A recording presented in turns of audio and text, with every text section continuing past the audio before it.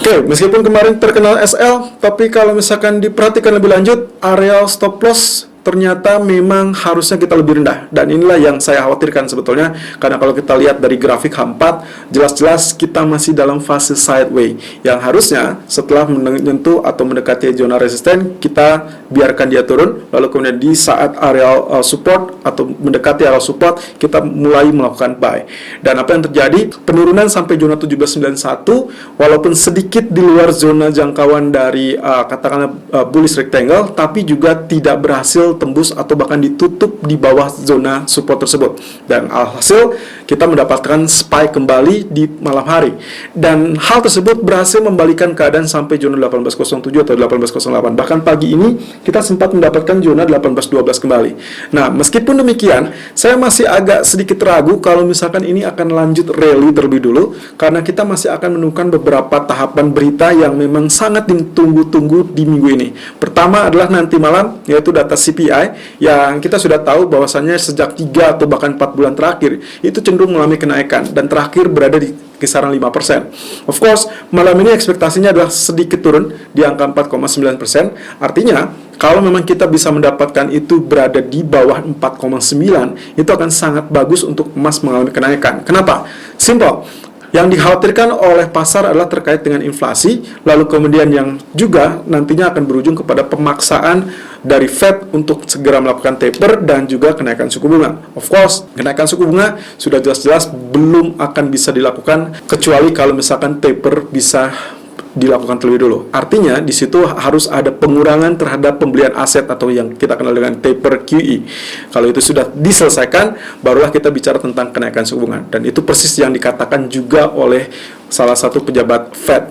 Nah, tadi malam William sempat mengatakan seperti ini, bahwasanya ekonomi Amerika itu belum mencapai substansial progress. Dan ini adalah hal yang juga pernah disampaikan oleh Powell, di mana mereka baru akan melakukan tindakan, salah satu syaratnya yang dituju terkait dengan ekonomi harus mencapai progres substansial selanjutnya. Tapi untuk sementara ini, dengan statement William tersebut, itulah yang membuat emas kembali berhasil rebound. Dan satu lagi statement yang paling mujarab adalah terkait dengan dari anggota Senat. Dalam hal ini adalah Senat dari Partai Demokrat, yaitu Schumer, yang mengatakan komite semakin dekat untuk paket infrastruktur. Ya, ini sudah jelas 2 bulan yang lalu kita sudah sempat kupas, di akhir bulan juga sempat kita kupas. Ini adalah senjata yang akan melemahkan dolar selanjutnya. Tapi hari ini kita fokus kepada CPI, besok kita fokus kepada statement atau testimoni dari Powell, lalu kemudian di hari Jumat kita akan fokus dengan data retail sales. So, masih banyak tahapan, dan saya rasa anytime, any soon, kita bisa akan melihat apakah resisten yang akan ditembus atau justru support yang akan ditembus. Kita lihat technical view untuk kali ini dari sisi DXY yang ternyata memang masih dalam fase penurunan, tapi mungkin saja akan bisa berbalik, terutama dengan treasury yield. Kita lihat technical view 13 Juli 2021. Irfan untuk Agrodana. Technical Outlook 13 Juli 2021 jam 11.35 waktu Indonesia bagian Barat. Langsung saja kita melihat dari sisi DXY yang ternyata sebetulnya kalau Anda lihat dari pergerakan malam hari, ya kurang lebih dari sejak sore hingga malam hari, itu persis dengan tanda panah yang kita tunjukkan ya, ada recovery atau yang kita sebut dengan pullback, lalu kemudian dia mengalami penurunan. Oke, saya zoom di sini supaya lebih jelas. Ya, betul sekali. Jadi areal yang kemarin kita sudah perkirakan betul naik lalu kemudian tertahan karena memang kita butuhkan pullback dari atau pasca dia mengalami penembusan atau breakout area support. Nah, bagaimana dengan nasib MACD yang sedang menantikan terkait dengan penurunan lanjutan? Oke, saya perbesar juga. Anda masih lihat di sini, ini sudah confirm di bawah 0 atau di bawah garis 0, maka seharusnya memang kita dalam melihat pelemahan dolar akan masih berlanjut. Lalu apa yang membuat emas sempat tergelincir? Ya, kalau misalkan dilihat dari kenaikan ini, inilah yang membuat dolar sempat tergelincir sebetulnya. Walaupun di malam hari pun, ketika dolar mengalami penurunan, emas pun mengalami penurunan atau masih dalam fase penurunan. Tapi lalu kemudian tiba-tiba berbalik dengan cepat sampai zona 18 1808 atau 1807. Nah, sekarang kalau kita lihat dari seperti ini, harapan saya adalah kita akan melanjut untuk melihat pelemahannya di bawah 92.09. Sampai sekarang dia masih berada di 92.19. Jadi kita akan lihat apakah ini tetap dalam fase pelemahan melebar ke bawah atau justru akan kembali ke atas. Ya, kalau ini jadi ke atas berarti asumsi saya di areal ini akan terjadi mini double bottom, yang mana artinya areal neckline akan berada di 92.34. Itu adalah zona resisten dari areal suspected falling wedge ya, atau rising wedge di sini. Nah, kemudian kalau kita lihat dari daily chart, justru kita mendapatkan pola candlestick yang juga menunjukkan hari ini seharusnya akan mengalami kenaikan. Tapi ingat yang kemarin saya sampaikan, bisa saja dia akan mengalami spike dulu, lalu kemudian nantinya dia akan ditutup dengan bearish candle. Walaupun ini tidak bearish candle, tapi ini menunjukkan adanya bullish tapi dengan tail yang cukup panjang di atas. Apakah ini menandakan gagalnya kenaikan? Well, belum tentu. Kita masih tetap harus menunggu terlebih dulu beberapa jam ke depan apakah dia akan mengalami spike kembali atau tidak. Yang jelas, ini memang sesuai dengan harapan. Setelah dia tembus atau breakout, harusnya memang dia akan terjadi spike ataupun kita sebutnya dengan pullback. Persis dengan skema yang terjadi di grafik H4 tadi. Ya, jadi gambarannya kurang lebih mirip. Nah, sementara kalau kita lihat dari sisi MACD, kita tetap menantikan apakah posisi dari bearish divergence-nya memang layak tetap dinantikan atau tidak. Ya, jadi di bagian MACD dia datar, sementara di bagian price atau harga dia justru mengalami penurunan. Anda bisa lihat di sini, areal high semakin turun atau kita sebutnya dengan lower high. Nah, sementara di sisi MACD lagi kita sudah lihat muncul 2 atau 3 bar, ya, bahkan bar ketiganya sudah cukup panjang, yaitu berwarna merah. Lalu kemudian di sini pun sudah mulai crossover, jadi kemungkinan kita tinggal menantikan step by stepnya. Sementara kalau dilihat dari treasury yield, juga kemarin juga mengalami kenaikan yang memang sudah diprediksikan akan terjadi. Pasca dia ditutup dengan bullish candle 2 hari sebelumnya, kemudian kita mendapati pola candle seperti ini. Nah, ini adalah hanging man. Sayangnya dia bentuknya bullish. Tidak terlalu meyakinkan, tapi sinyal hanging man setelah bullish candle seharusnya dia akan terjadi penurunan. Sementara di sini belum sama sekali menunjukkan potensi crossover, bahkan MACD atau histogram masih berwarna merah. Nah, sementara di grafik H4-nya sangat wajar sesuai dengan skema. Ya, kemarin saya sudah sempat pertanyakan apakah dia akan naik dulu atau langsung turun seperti ini. Ternyata panah kedua mungkin saja dia memang akan mengalami kenaikan sampai area resisten kedua, yaitu di area 1.4273 sebelum nantinya akan terjadi rejection, karena kita perkirakan areal ini masih tetap menjadi zonasi resisten yang cukup baik. Technical view gold 13 Juli 2021 jam 11.40 waktu Indonesia bagian barat, high 1812.50 dan low 1805.80, running price 1809.30. Oke, kemarin kita terkena SL, stop loss kita kena, baik itu di zona 1 ataupun zona 2, kita melakukan buy ya, karena kemarin kita memperkirakan kurang lebih zona satunya di teritori 1804, 1807 atau di zona trendline 18 atau 1799, 1801 ya. Walaupun kalau Anda lihat yang Anda sempat lihat di sini dia sempat turun tertahan di 98, kemudian spike sampai zona ini adalah 18 ya, kurang lebih 1806 ya. Tapi Anda perhatikan ya, pergerakannya ternyata dia hanya sekedar singgah di area support ya. Ini adalah area supportnya. Ini memang real body, tapi lalu kemudian dia spike kembali dan menempel sekarang di area ini. Dan ini akan kita kupas di hari ini ya.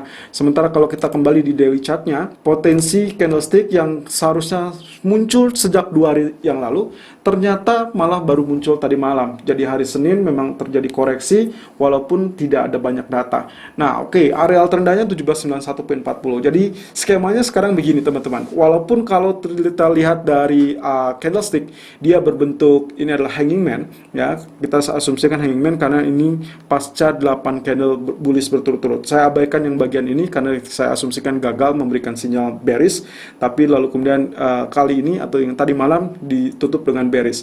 Nah, ini berarti menandakan akan terjadinya correction.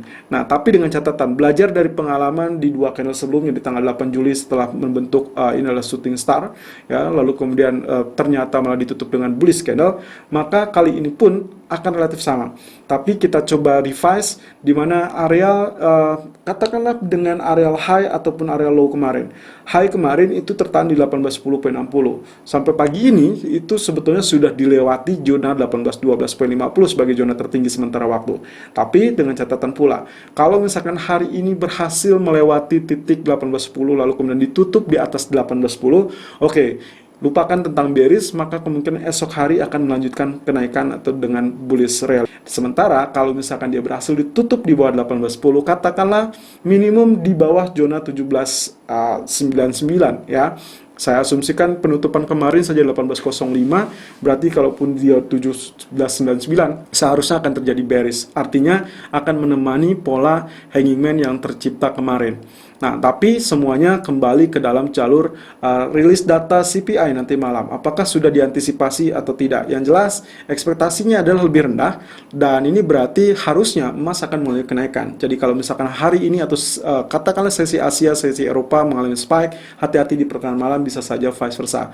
Ataupun sebaliknya, kalau ternyata terjadinya seperti kemarin, terjadi penurunan seperti ini, sampai zona 1791 atau 90, hati-hati di pertengahan malam bisa saja terjadi vice versa. Karena secara keseluruhan kita akan melihat zona big trendnya, kemungkinan dia akan mencoba untuk memaksa mendorong areal resisten. Jadi untuk sementara waktu saya tetap sell sampai sesi Eropa, tapi di sore hari menjelang sesi Amerika sebaiknya kalau misalkan sudah ada TP pertama atau mungkin ada profit sedikit saja, kita relatif mengamankan posisi terlebih dulu, lalu kemudian kita saksikan atau cermati terlebih dulu data inflasi. Sementara kalau kita lihat dari keseluruhannya, 1826 sekarang ada di MA 200 daily atau 38.2% di 1825. Jadi areal itu yang akan menjadi areal resisten lanjutan atau bahkan target utamanya kalau misalkan terjadi spike kenaikan lanjutan. Sementara di sisi bearishnya 1797 of course itu yang paling mujarab, sementara 1793, 96 kemarin sudah terbukti dan tailnya memang ada di 91. Tapi yang kita butuhkan adalah real body. Nah, kemudian kalau kita lihat di grafik H4, potensi pergerakannya ternyata walaupun kemarin tergelincir sampai 91, ingat yang saya sempat katakan di video kemarin bahwasanya baru kita rubah strategi sell atau menjadi areal sell kalau ternyata dia sudah berada di bawah zona support berikutnya, yaitu di zona 90. Ternyata apa yang terjadi? Dia turun sampai 91 dan tiba-tiba spike kembali sampai 1807.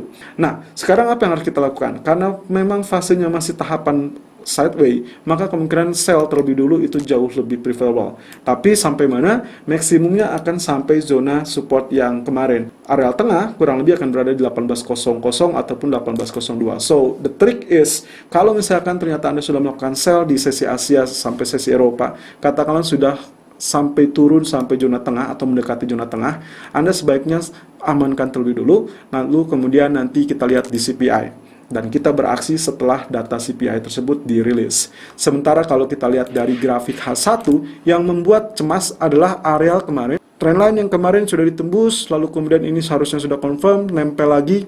Pagi tadi, candlestick berada di areal ini. Itulah sebabnya kenapa saya lebih prefer untuk melakukan sell sebetulnya, karena dengan asumsi ini adalah pullback. Nah, lalu kemudian nanti sorenya atau menjelang rilis data CPI akan saya cermati zona areal biru ini, persis dengan apa yang terjadi kemarin. Jadi harapan saya, di zona ini nantinya kita akan mendapatkan spike kembali, karena melihat dari areal historical price yang cenderung menahan atau efektif menahan. Tapi kalau dengan keadaan dini, apakah kita harus men-switch strateginya sekarang untuk menjadi buy? Saya rasa bisa saja, tapi ini terlampau risk ya, karena dia terlampau dekat dengan areal resisten, walaupun ini ada 1812 dan 1818. Masih cukup jaraknya untuk melakukan spike ataupun rally. Oke, so untuk hari ini atau pagi ini, sementara waktu sell on pullback 1807.50 ataupun 1809.90, area yang sudah tercipta, sementara SL 1814.80 belum tersentuh karena high-nya di 1812.50, dan TP pertama 1803.60 Anda boleh tingkatkan di zona 1804 atau 1805. Ini in case untuk mencegah kemungkinan nantinya antisipasi data CPI ya,